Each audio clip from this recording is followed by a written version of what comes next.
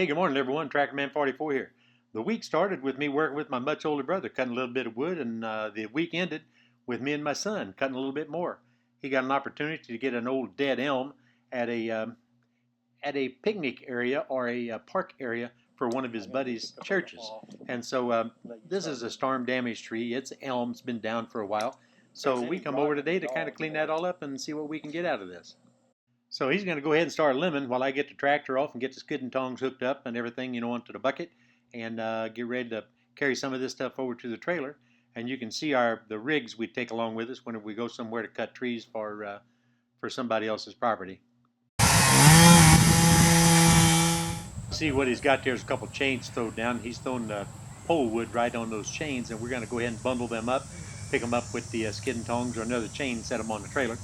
We don't have a grapple or anything like that, and the tractor that we have that has the forks on them, it's actually broken down right now. We've got a little bit of a transmission issue, so instead of carrying these and loading them all by hand, that's what we decided to do on this particular one here.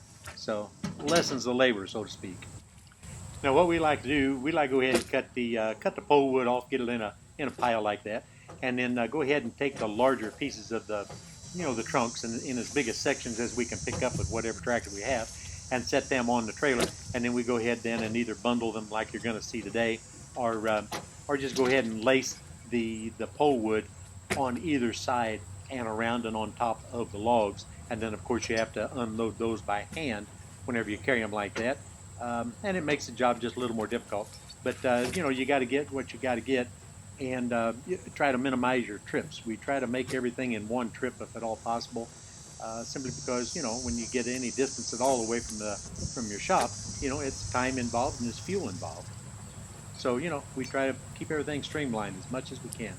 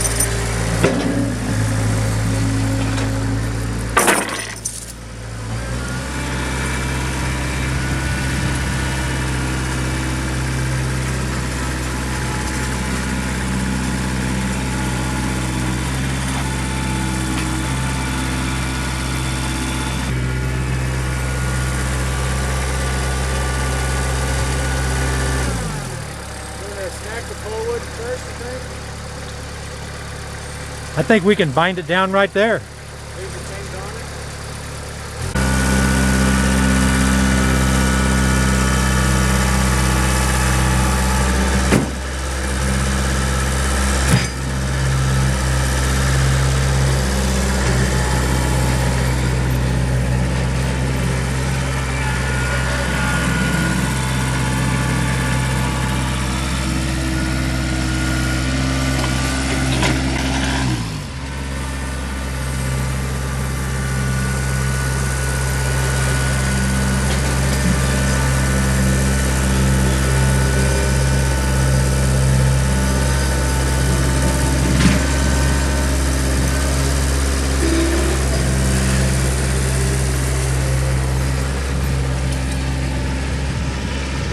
Well, fellas, we made short work of that tree.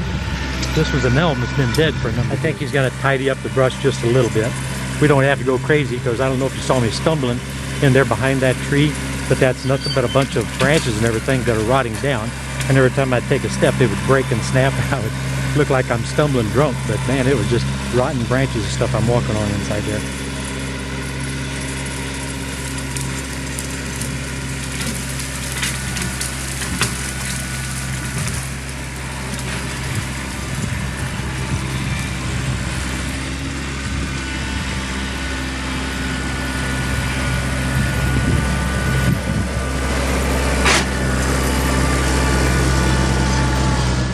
There seems to be always a lot of wood available, you know, when you don't need it, and that's a good thing because most people don't particularly care about preparing for the winter, so they just say, nah, they don't want it. And then guys like us come along and say, heck yeah, we'll take it, because you know what, we know what it's like to be cold, you know, and not have anything to burn. So this has been a fun one. Wasn't a real long one, wasn't real detailed, but me and the boy got her done. This is Tractor Man 44, and I'm out of here, guys.